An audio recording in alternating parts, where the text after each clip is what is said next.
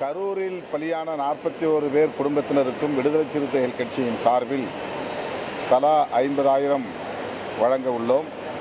11ஆம் தேதி கரூருக்கு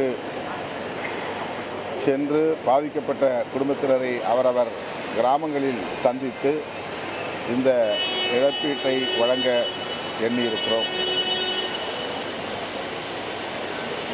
நாளை காலை 10 மணி அளவில் விடுதலை சிறுத்தைகள் கட்சியின் அலுவலகத்தில் உயிரிழந்த 41 பேருக்கும்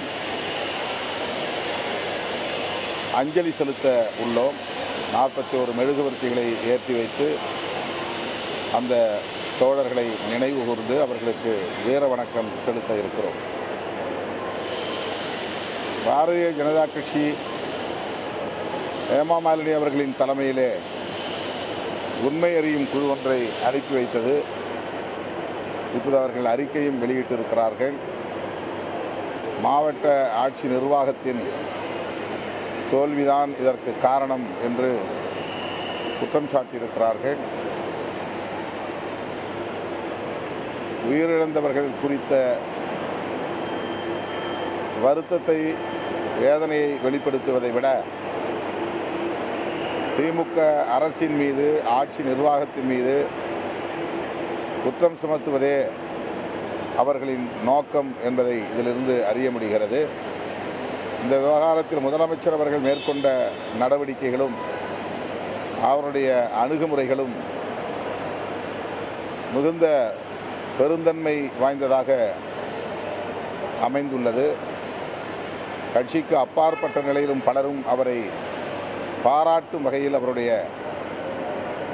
நடவடிக்கைகளும் அணுகுமுறைகளும் அமைந்திருந்தன என்கிற நிலையில் பாஜக, RSS உள்ளிட்ட சில அமைப்புகள் வேண்டுமென்றே திட்டமிட்டு இதை ஆதாயம் கருதி அரசியலாக்க முயற்சிக்கிறார்கள்.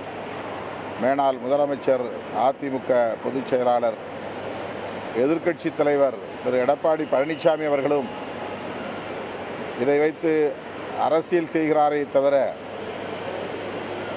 உண்மை நிலையை நாட்டு மக்களுக்கு உணர்த்த அவர் தயாராக இல்லை என்பது கவலை அளிக்கிறது.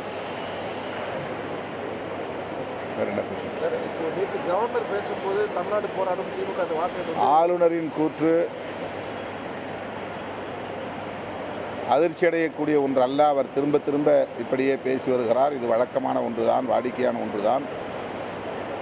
நீதிமன்றமே அவரை கண்டிக்கும் அளவுக்கு அவர் அதிகார வரம்புகளை மீறி தொடர்ந்து செயல்பட்டு வருகிறார்.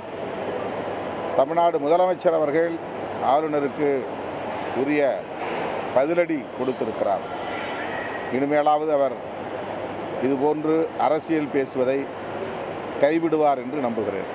பாஜக விஜய் இடையே பேச்சுவார்த்தை நடக்கிறது வாய்ப்பு.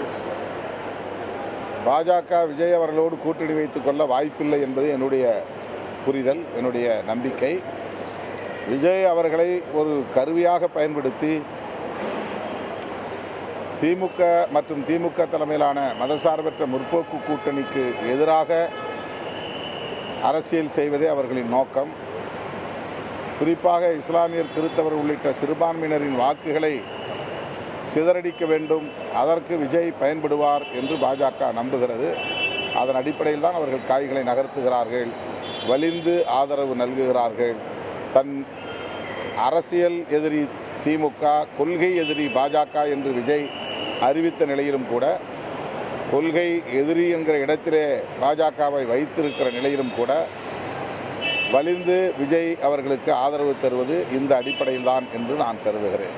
முன்னாடி பார்த்தீங்கன்னா நீங்களே சொல்லியிருந்தீங்க, விஜய் அவர்களை சுற்றி பண்பறிவாத அமைப்பை சார்ந்தவர்கள் அதிகமாக இருக்கிறாங்க, அவங்களோட தலைமையில் இருந்தாலும் சத்தியப்படுத்துறீங்க. ஆனால் இப்போ தற்போது நீங்கள் அதே திருப்பி மாற்றி சொல்கிறீங்க, அவர் விஜய் பாஜகவோட கூட்டணி வைக்கிறது வாய்ப்பு இருக்கிற மாதிரி சொல்கிறீங்க. எப்படி பார்க்குறது? என்ன மாதிரி? இது ரெண்டும் ஒன்றும் முரண்பாடு கிடையாது. அவங்க கூட இருக்கிறவங்கெல்லாம் பாஜக, RSS காரர்கள்.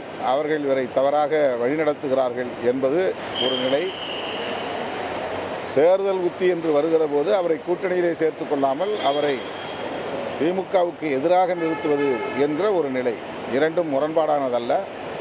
விஜய் அவர்களை சுதந்திரமாக சிந்திக்கவும் செயல்படவும் அவர்கள் அனுமதிக்க மாட்டார்கள், அனுமதிக்கவில்லை என்பது என்னுடைய கருத்து. தொடர்ந்து திமுகவை எதிர்த்து அரசியல் செயல்படுவது எல்லாமே வந்து பார்த்தீங்கன்னா பாஜகவோட பின்புலத்தோடு தான் வராங்கன்னு சொல்லிட்டு ஒரு நெரட்டிவ் ஒன்று செட் பண்ணப்படுது. நெரட்டிவ்லாம் இல்லை, அதுதான் உண்மை. கற்பனையாக யாரும் சொல்லலை, கதையாக யாரும் கட்டுக்கதை பண்ணலை, யாரும் யூகத்தில் பேசலை.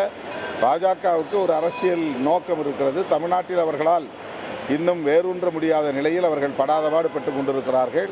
பிற மாநிலங்களில் அவர்களுடைய சித்து வேலைகள் எடுபடுகின்றன, தமிழ்நாட்டில் எடுபடவில்லை. அதற்காக பலரை தங்களின் பிரதிநிதியாக வெவ்வேறு முகமூடிகளை போட்டுவிட்டு இறக்கி விடுகிறார்கள். இது யூகமான ஒன்றல்ல, இதுதான் உண்மையும் கூட. இது மாதிரி நடந்தால் அப்புறம் ரோட் ஷோவுக்கு தடை விதிக்க தான் செய்வாங்க. நமக்கும் பொறுப்பு இருக்குல்ல, ஒரு கட்சியை வழிநடத்தக்கூடிய தலைவர்களுக்கும் பொறுப்பு இருக்கிறது. அவ்வாறு இல்லாமல் எல்லாவற்றுக்கும் போலீஸ் தான் காரணம், ஆட்சியாளர்கள் தான் காரணம் என்று அதை திசை திருப்புவது சரியல்ல. இன்றைக்கு நீதிமன்றங்கள் இவற்றையெல்லாம் கவனித்துக் கொண்டிருக்கின்றன. அவர்கள் உரிய நடவடிக்கை எடுத்து வருகிறார்கள். உடனுக்குடன் செய்திகளை தெரிந்து கொள்ள சன் நியூஸ் பெல் ஐகானை கிளிக் பண்ணுங்க.